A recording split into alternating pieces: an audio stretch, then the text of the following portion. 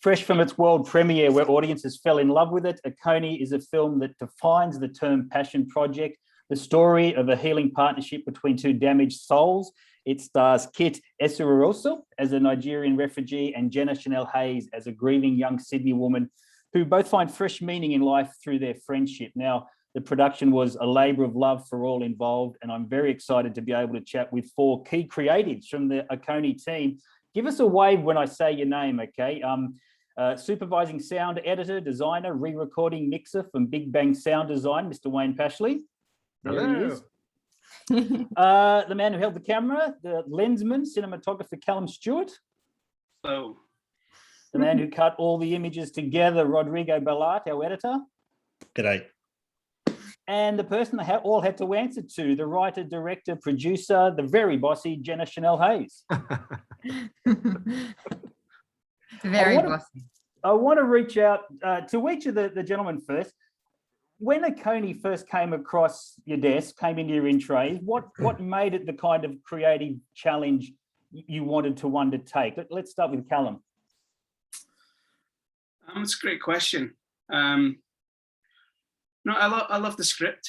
And I think it was, you know, when I first met Genna, we kind of mocked up a few scenes and shot a few things to use as a bit of a teaser to kind of to help raise some funding for the film and get it off the ground. And you know, straight away we kind of we clicked creatively, and you know, I was quite excited about the project from that stage. And you know, the full script was felt a little different, you know, and I liked the Genna wanted to do it kind of guerrilla style. It was, you know, it was exciting. You know, we were just going to make it off our own backs, and it seemed like it was going to be a bit of an adventure, and it certainly was that. You didn't really know what you were getting yourself into, though, did you? Probably not, but you know, it was indie filmmaking at its finest, and it's been a great experience. But I think, just to interject, I think that there would have been no other DOP that would have done what CALUM did. He, the capacity that he worked, and anytime I asked him for anything, and I asked him for a lot over the last 3 years, he always said yes. He never doubted my vision. And I think that I don't think I could have found anybody else. So I'm really lucky. Yeah. We're gonna come back to that. I want to get to RODRIGO now. And when the project was pitched to you, how did you see it as furthering your art and craft? What was the key elements of it that attracted you? Well, I was very interested in working with Genna. I kind of realized, you know, I'm getting on a bit in terms of where I'm at in my career, and you know, working with lots of great people, but it's always refreshing to work with someone who's dying to break out. And I thought Genna was one of those directors with a really unique voice and an incredible spirit. And I thought, there's a person I want to hitch my wagon to, because she's going to go places. But she gave me the script, and I remember at the time there was the issue of refugees was something that was kind of front and center, and there was a few I kind of brushed I'd seen different projects around dealing with the issue of refugees, and I love the way that Genna approached it in her story, where the issue of the issue of refugees and Boko Haram are not front and center, but they are incredibly important as part of the story, and the relationship story and the healing story sits within that envelope. And I thought that was a perfect way to do it, because she wasn't preaching, she wasn't saying, look at this problem and look how bad we're treating our pets. She was just telling a human story where that element exists and is part of this part of the narrative in a subtle but yet really really impactful way. So I thought that was a beautiful way to deal with that, and that really hooked me. And Wayne, at what point did you come on board the project, and what did it represent to you in terms of like furthering your already stellar career? Oh, Well, look, I think I came on very late, obviously, and I think the thing that attracted myself and my partner Libby was basically, first of all, Genna's tenacity, to be honest. And when we hadn't seen the film at that point, we'd had a chat with Jen, and we were going, oh well, this seems like a big ask, having shot the film in Africa and Sydney, and she'd had such a trial of by fire with so much of big cast, like a large cast. And we kind of thought, how on earth is she going to pull this off? So we were then given a quick time of the film, and as soon as I saw what Rodrigo had done and what Cal had done, I thought, oh, okay, so this is serious.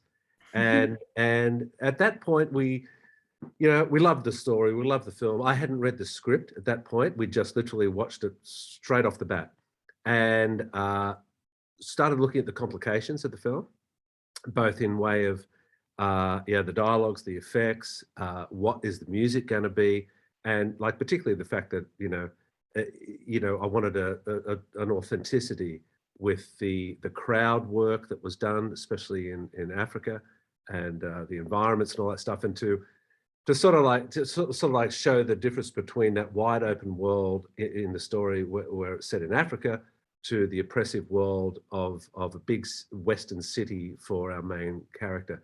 So I think that was a bit of a sort of a daunting process, but as it turned out, Jen, we became very close with Jen, and we just thought, we've got to support this wonderful woman in her endeavours, and that's what we dug into. So that's what happened. I ought to give you right a reply, Genna. What can you say about this group of individuals? Oh, they're so special.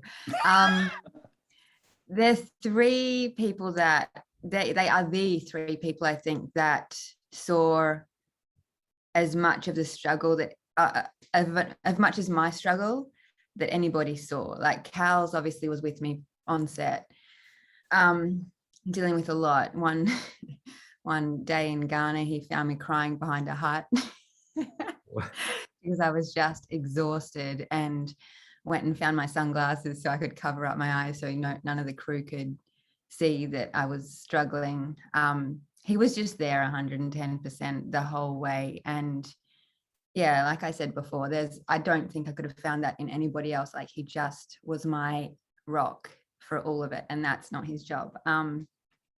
So Rodrigo, Rodrigo sent me a message that our first day of shooting in Sydney, and a Facebook message actually, and I wrote back to him and I said that I still needed an editor, and he said send the script, and I sent him the script, and he wrote back I think the day later, our second day of shooting or whatever, and said yes. And I was like, are you serious?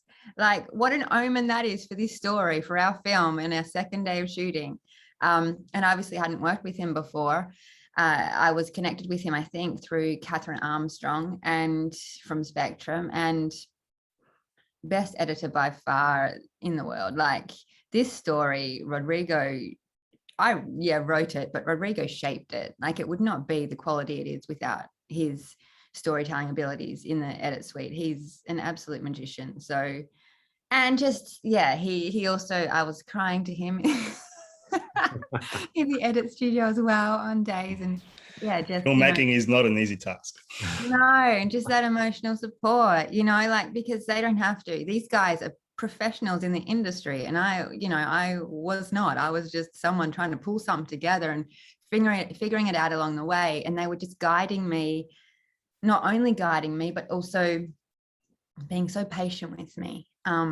And so loving toward me, and that's what everyone needs, and I especially needed that a lot of the time, because I was struggling. And then Wayne then came on he's the last one that came on, and same thing, like, we just clicked straight away, and he's so fun. We had so much fun in the studio together. It was just always so light, and obviously he's one of the best in the world, if not the best. Oh, come on. And like I was sleeping on his couch sometimes while he was working. Oh God, I'd play a sequence back and I'd turn around and, you know, she's fast asleep and go, well, I guess that must be good then. So I moved on. But yeah, just these relationships, you know, I think what I've learned just in general about life, making this film has taught me a lot, and it's taught me that relationships are everything. Obviously professional, but within that you want to have the personal connection as well. And I really care about these guys, you know, these guys are amazing. Well, I also quickly learned, sorry to interrupt, that Cal and Rodrigo were so important to the process. And even though it was like a bit of an iterative situation as we were pulling it together, I knew that whatever we were deciding upon and whatever we were doing, that we needed to get those guys involved, you know, in what big decisions were being made. So, you know, I quickly learned that too, that the other guys there were like so very important to the process, which was awesome, you know. That's a team, I loved it. right? Yeah, and everybody needs to be happy because it's not my project, it's our project. Yeah, that's right. And I'll just add there's a lot of projects that you work on, and I'm not sure how Wayne and Cal how relevant this is for you, but there's a lot of projects where I've worked on where you're just sort of facilitating, and you kind of try and impart some of your voice, and it may not gel with who you're working with or so forth. But what I love is when you work with creatives and directors and producers who really empower you and allow you to invest really more than just your talent but yourself into a project. And they're and I think I think that's where I do my best work, and B, it's the projects where I that I enjoy the most. And Genna certainly is one of those creatives where it's even though she's written it and she's in it and she's walked through fire and walls to get it done, she still wants, it's not like this is my movie and you're doing what I want. It's you are making this movie with me, so it's part of you, and this is your movie too. And I want to hear what you have to say, and I want to see what you can do, and make it yours as much as it is mine. And I feel like when you do that, you create beautiful work, and certainly AKONI is a product of that. Well, I actually found, to just add to that the cast were of similar nature in terms of their giving. You know, when we hit post-production and we had to then look at, okay, what's going to be the process of getting some of the ADR sequences in and getting the cast back in, you know, with Mark and Simon, and that was one thing, and how they came in at the drop of a hat, did their work, worked really, really hard for Jen, and then of course I thought, well, how are we going to do Kit, you know, and this is aside from, you know, our cast on another in Africa, which was totally like a bit of a mind-boggling sort of exercise, how Jen was going to have to go back like in person and do that material and the crowds as well. And I got really worried for her too, because, you know, she's on her own, so, you know, like in kind of but she's tough. Well, foreign lands, you know, sort of like bossing, you know, locals around. I'm thinking, oh my God. But anyway, like I found that the cast were just extraordinary in the support that they gave, and I don't it's a testament to Jen and her. You well, know? no, it's not. It's a testament to them. Yeah, well, and in looking back, like through my whole filmmaking career, it's everybody that has done that. And I do ask people for things, and I have never been, you know, supported by a government body or whatever financially. So I've always had a skeleton situation and no money. So yeah, all of Pippa Grandison, Simon El Rahi, Mark Cole-Smith, and Mark has supported me ongoing. Like he's always at the drop of a hat for the last 6 years. Mark has always been there. He's he's my favorite actor to direct. Super cool. And my favorite actor to work opposite, and my favorite actor to do those three things together. We just have a shorthand with each other that makes my job easier. And obviously he just to me he hasn't even scratched the surface of his talent. He's got so much to give. if he can be guided and shaped by the people that he's working with, he's going to be an absolute superstar, unstoppable. But yeah, it's those people. Jemima Osund in Nigeria, she's a superstar in the making as well. Yeah, all of them. I had hundreds of extras on this film, like so many people, and no money, and they believed in this story and in the team so much, and allowed me to ask them to do this stuff without a budget, you know. So that's what it comes down to. Not only that, but CALUM Stewart, he Kaz, I don't know if you want me to say this, but him and I, but I mean, you know, after you've said it. It doesn't matter about me because I'm the filmmaker, but Cal's has not been paid a cent, and has followed me across the world and back again, has bought equipment, great equipment for this project, has worked the longest hours that I could have pushed him to. We've only got in 2 bad fights. Not really, we haven't gotten any fights, we've just got a bit quiet. But that kind of human, and Rodrigo cut his prices, and Wayne cut their prices, like, and Catherine Armstrong at Spectrum cut her prices, and it's that to me, that's the only thing that got the film made. Yeah, so it's all about the team, which is why I was so excited to do this and have these 3, you know, to talk to and to talk through it all with.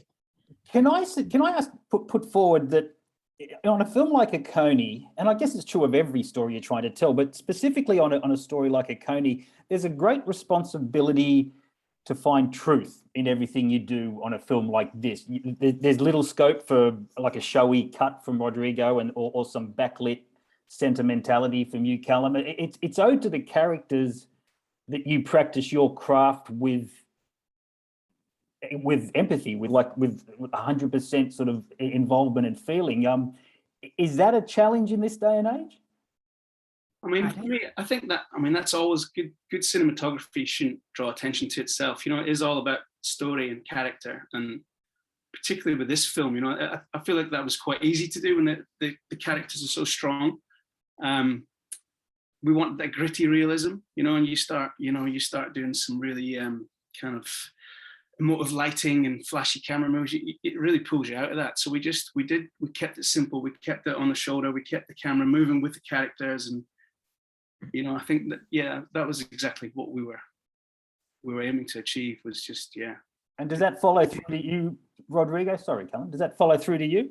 Yeah, but also I think that's kind of following on from what Cal said. It's what we're doing, what our craft kind of, it's the most important thing that we have to achieve in our craft. You know, even when you are talking about sort of flashy cuts, and there's always a reason for things, and sometimes a flash cut or flair is an honest way to represent a particular moment in a particular story. But yeah, I think ultimately I'm always looking for truth. I'm always looking for truth in story, truth in performance, and I think, you know, I think we were very blessed with the actors and the performances that Genna got out of our actors, because there was a lot of truth and authenticity in that. So made my job easier. But it was, in terms of how is it more difficult in this day and age? I'm not sure. I think I've never sort of found it particularly more difficult to do in from one job to the next. It's kind of like what I've been trying to do. Sure. So can I ask, Rodrigo, in its rawest form, what leapt out at you about the footage that was coming your way? At what point when you were cutting it together did you realize, okay, something special is happening here? Gee, I think there was a few moments. There were. I remember there was a particular moment where AKONI and Violet come home. It's been raining, and they have this moment on. They come in the door. It's nighttime, and they're wet, and they look at each other, and it's such a beautiful shot, Cal.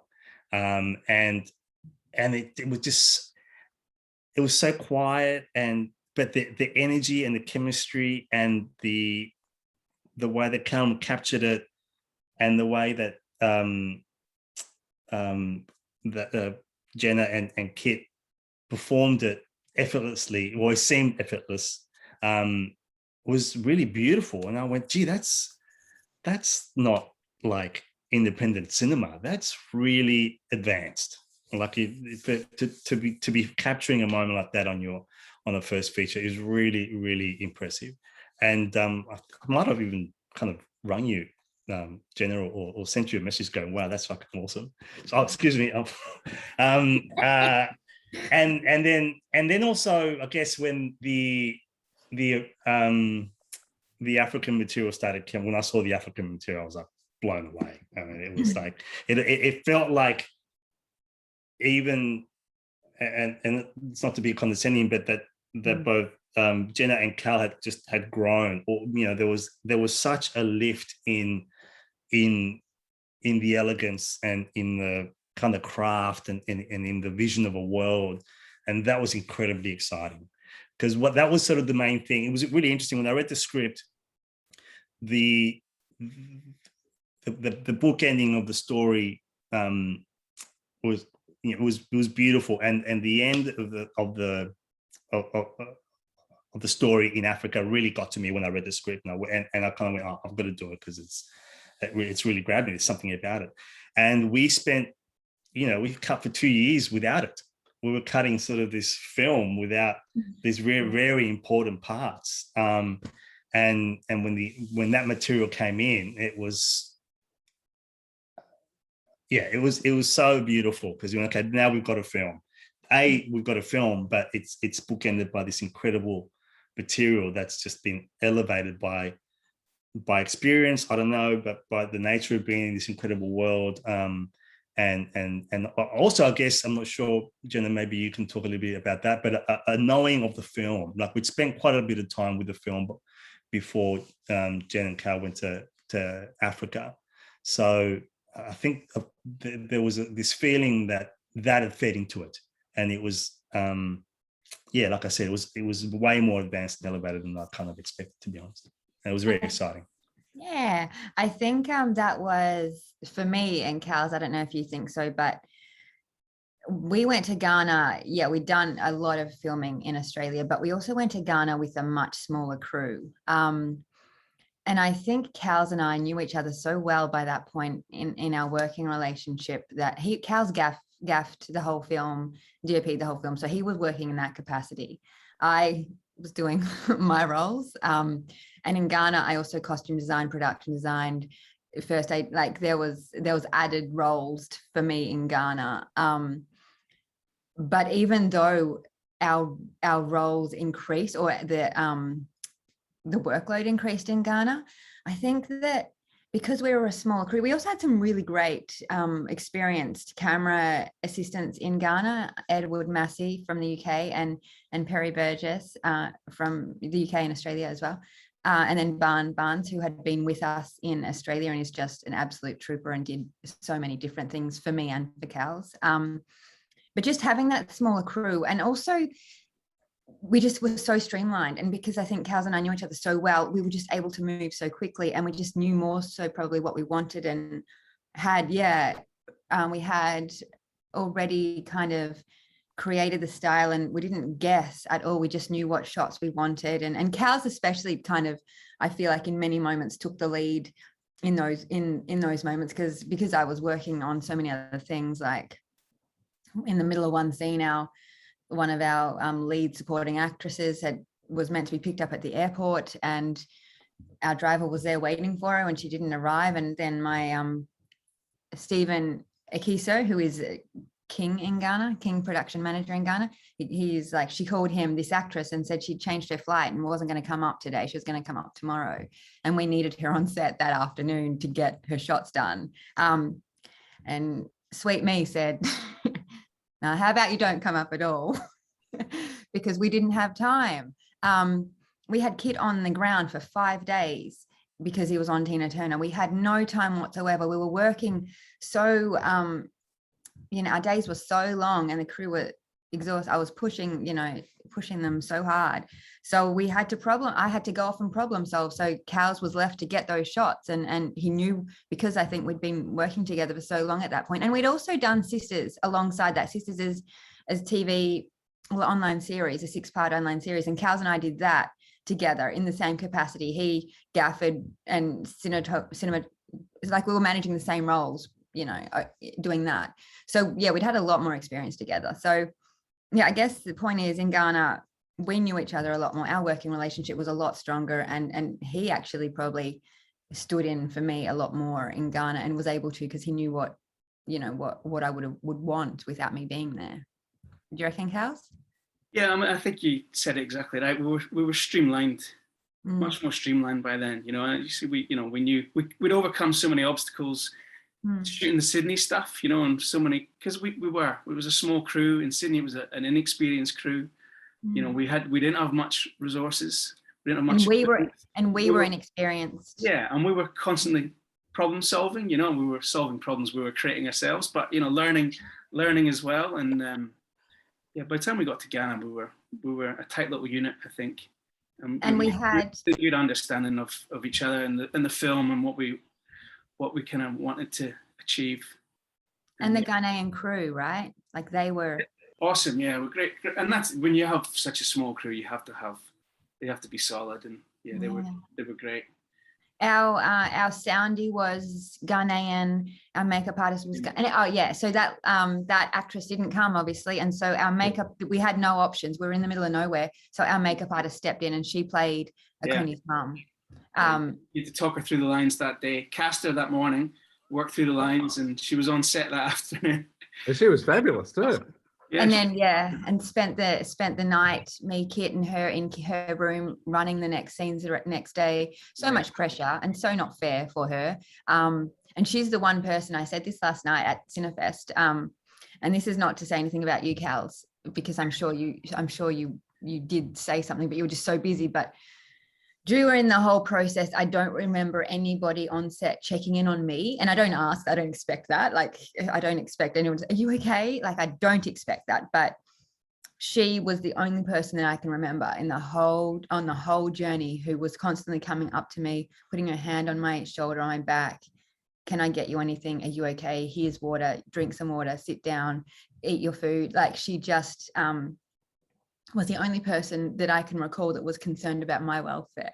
And for me, that's special, because, and I don't expect anybody to. I'm the one that's pulling everyone together and putting them through it all. So, I don't expect that. It's important. We should all be looking out for each other. And you had so much weight on your shoulders, and that's the thing. Everyone knows how much you have to put into something like this. I don't think many people realize how much something like this can take out of you. And I saw that firsthand with Genna. She's put her life and soul into this film, and it took a lot out of you too, didn't it? And it's been there was a bit of a healing process afterwards, because it was such an intense experience. And it's testament to Genna's resilience and fortitude that she, through everything, she sought through to the amazing quality that she has.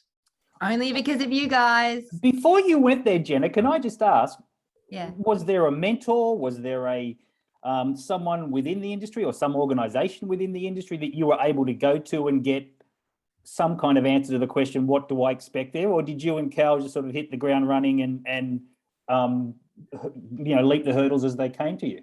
I don't think I had anybody, and I'm sorry if I did, but no, the people that I had was Rodrigo. Wayne wasn't on at that point.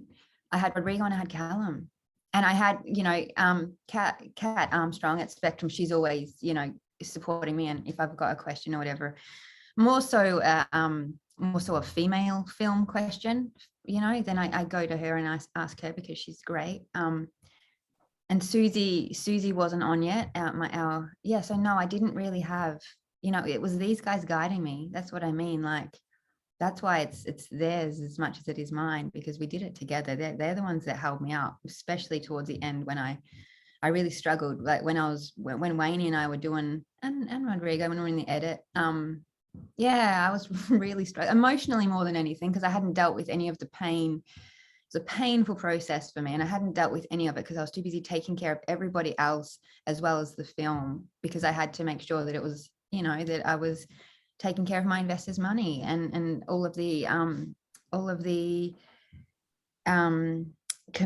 what's the word I'm looking for?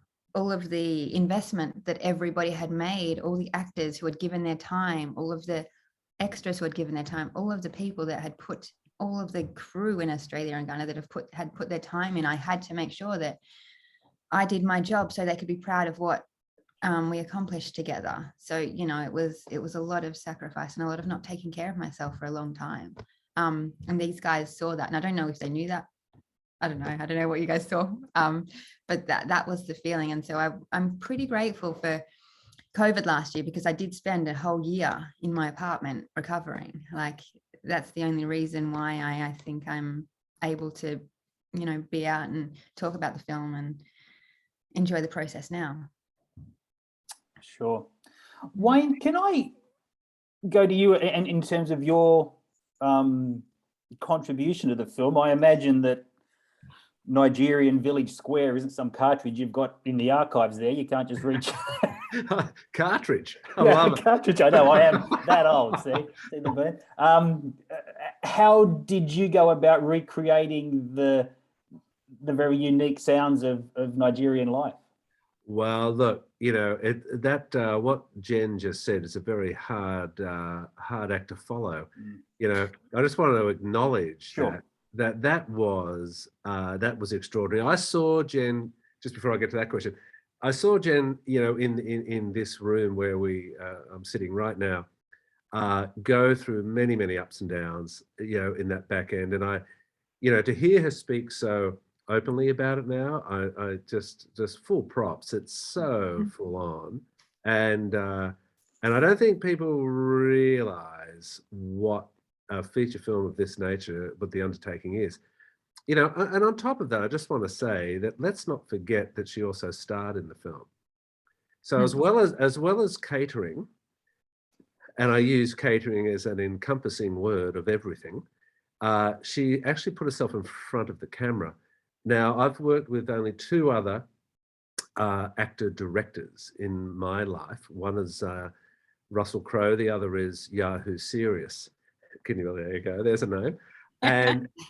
But you know, I saw what those guys went through, but they had a lot of experience in order to go and write, direct, produce, all and also that. resources. Oh my God. And then resources, exactly. And then throw yourself in front of the camera. I mean, got to be one of the bravest things, you know, that I've seen in my 30 odd years. So I wanted to acknowledge that.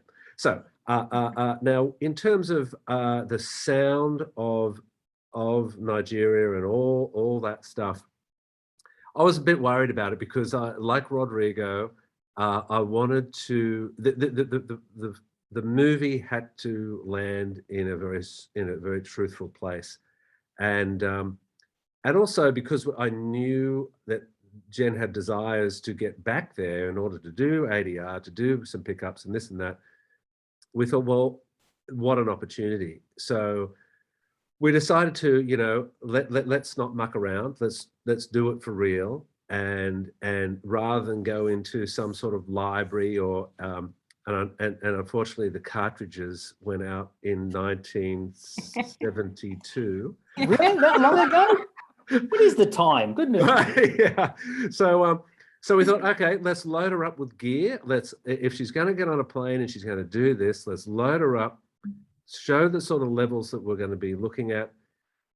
Get on your kit, get marketplaces, get backgrounds, get bird life, get insect life, get rural stuff, get whatever you can, village material, and just go for it. And yeah, kitted her up and kicked her out the door and off she went. He taught me. He taught me how to be a sound designer. He gave me like a crash course in what to do because I don't do sound. I've never done sound. So yeah, Wayne, that's another thing, right? Wayne didn't need to teach me how to be a sound designer. Yeah, no, well, that was, you know, like we've done a few things in Africa before, but not much, you know, and certainly not in those environments. you know, and you know, our library goes back many years, and you know, there was a little bit of stuff that we had from Lorenzo's Oil and going back that far, but we really didn't have, you know, the collection that was required. So yeah, so it was advantageous that Jen was going to like saddle up and go back over there. So yeah, we took that on board, you know, and just, well, she took it on board. No, Yeah. we did. I was over there, and it was so funny sending me back. She was sending me back files. I'm going, oh God, okay. but it was fantastic, you know.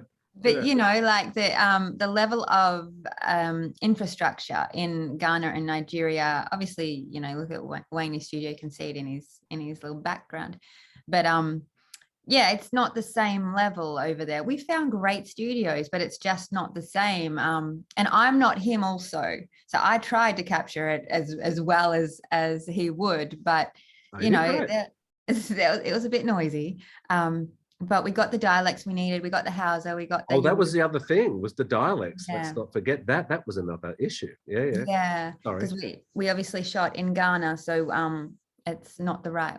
It needs to be real. So we needed to get Hausa and Yoruba and a couple of other tribal languages that would be up in northeastern Nigeria, where Boko, in that region, in Borno State. So yeah. Yes, and Wayne was available. You know, I'm in Nigeria. I don't know what the time difference was. I think it was in the middle of the night. Yeah, it was pretty weird. Yeah, but he was available to me, you know, through that process, and we got it done. So again, it was a team effort. And also shouting out the Nigerian studios, and all of the people in Nigeria who came with me to studio and, you know, did the recordings. Again, endless support from people, Ghana, Nigeria, Australia, the UK. Callum, had you shot any landscapes like Ghana, anything sort of in the wild like that in your past? When you were faced with these vast landscapes, what was your first reaction? When I was shot in Africa a few times, I'm trying to remember if I was there before, but I mean, I was excited to shoot in Ghana as soon as we talked about that as a realistic possibility, you know, for the light and the landscapes. It's stunning. And, you know, we just felt it makes my job quite easy, because whatever direction you point the camera, you know, it looks beautiful. So, except for those dang power lines. What's that? Except for those dang power lines.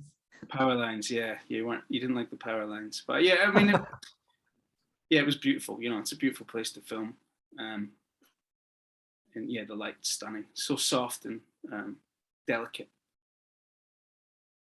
Genna, is there a memory you take out of the African shoot that is particularly resonant? Is something that either shaped the film significantly or shaped you? No, I don't think there's one single moment. I think it's the entire African journey, not only on set, but also I was there on the ground with Stephen Akiso. I mentioned him before, production manager, and he's the only reason that the Ghanaian shoot was so successful. I was on the ground with him prior to the boys coming over, and yeah, he followed me around the markets because I needed to do the costume designs, and I was picking, you know, the fabrics and finding lanterns and finding the ayo seeds that needed to, you know, that I wanted Kit's little sister Tajuka to have, and, you know, getting all the props with Stephen, and also Alassane as well. Like Alassane was our other guy on the ground. He was our kind of tamale fixer. Tamale is the city that we shot in northern Ghana. So it was the entire journey. I am absolutely a loner, and I love traveling on my own. I've done it a lot, and to start the journey that way, to fly, I jumped on a plane and I spoke about this with a friend of mine. You know, and this is getting into race, which I don't know, we want to get into politics, but we as a white society do not kind of realize how it feels to be a minority ever. and getting on a plane. I'd flown from London to Amsterdam, or I think Amsterdam, and I was getting on the plane from Amsterdam to Accra, and I'd spent all the, you know, the money to all the flights, that I'd never been to Ghana prior to landing there. And, you know, I was flying the boys over 2 or 3 weeks later. So getting on that plane, I was a minority, and I was like, oh my gosh, like there was fear, and I kind of love fear. I moved toward fear. So for me, it was a good thing, but it was also a realization that this is what so many people feel like all the time, especially in Australia, where it's a primarily white society, you know. So just moments like that along the way,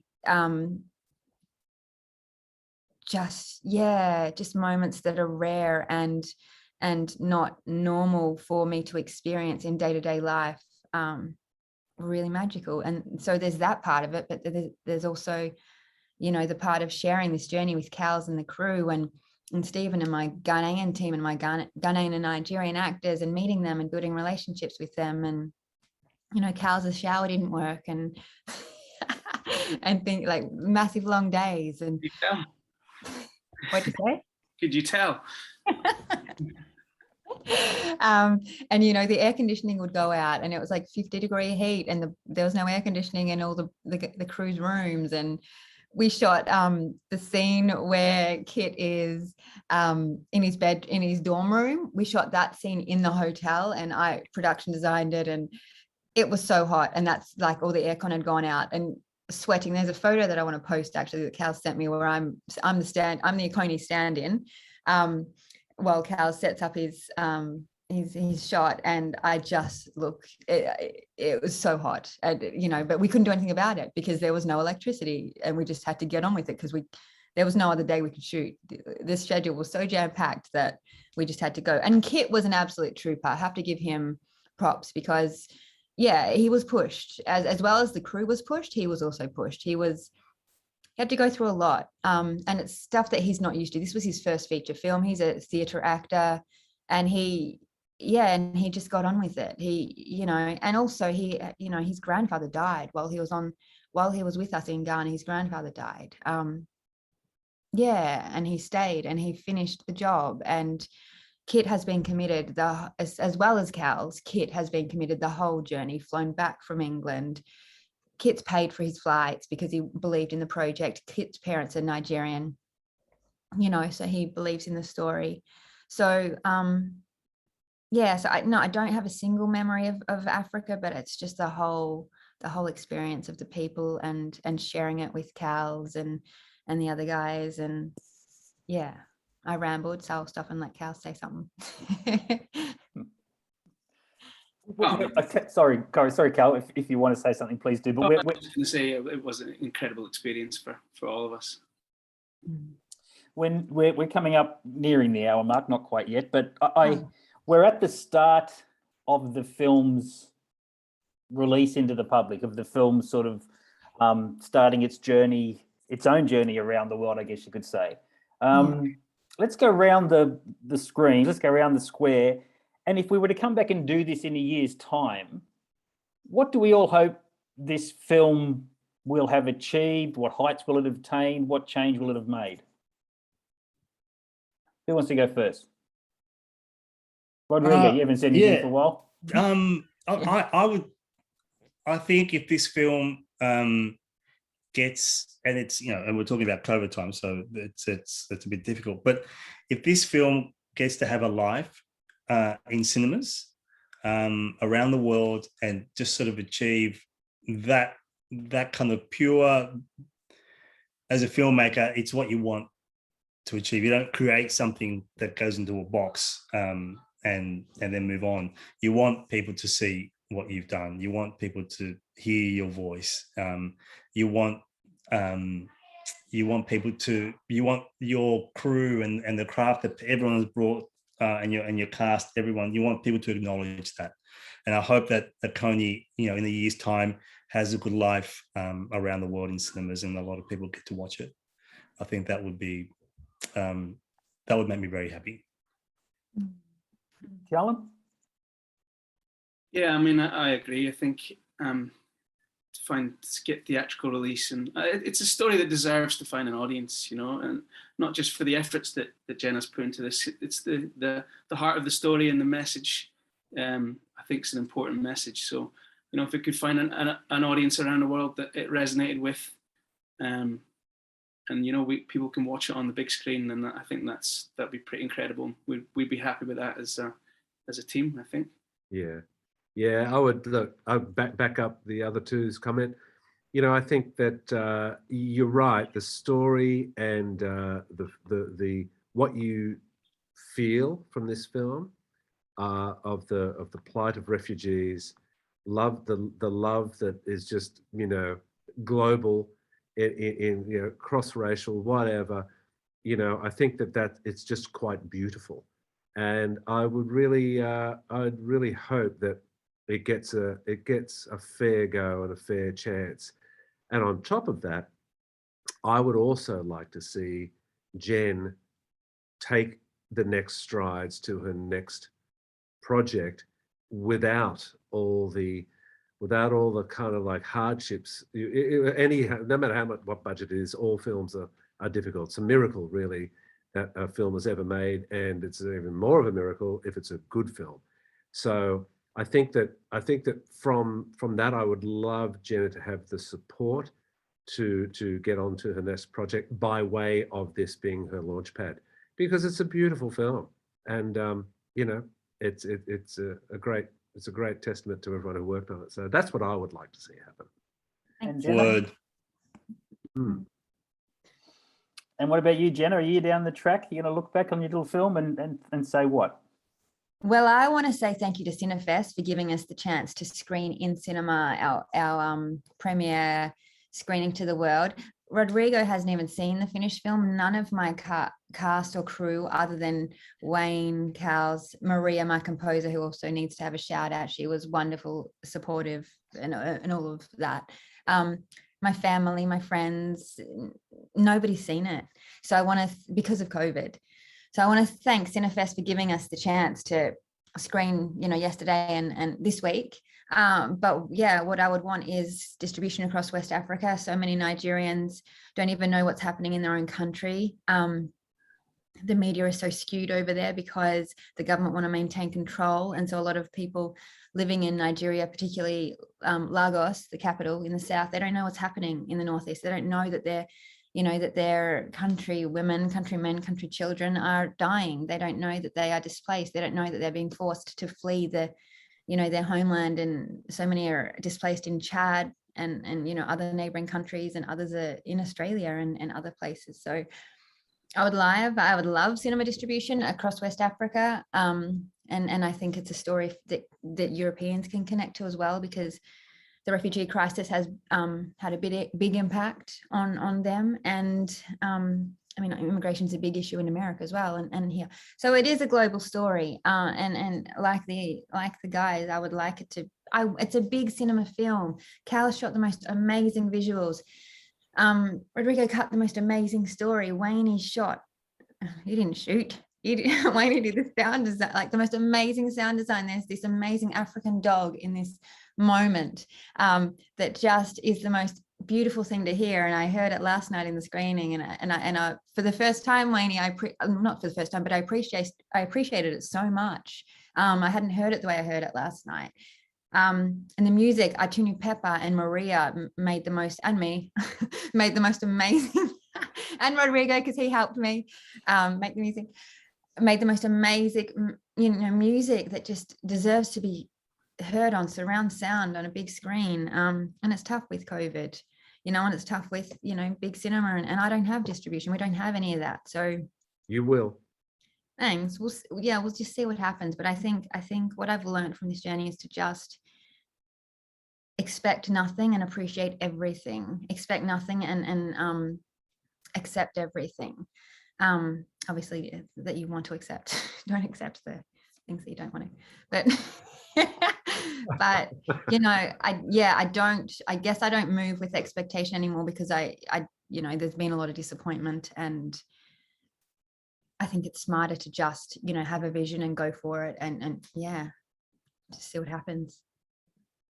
between you all, you've all made an incredible film. I've seen it twice, Rodrigo. You're really going to like it when you do see it. It's very good.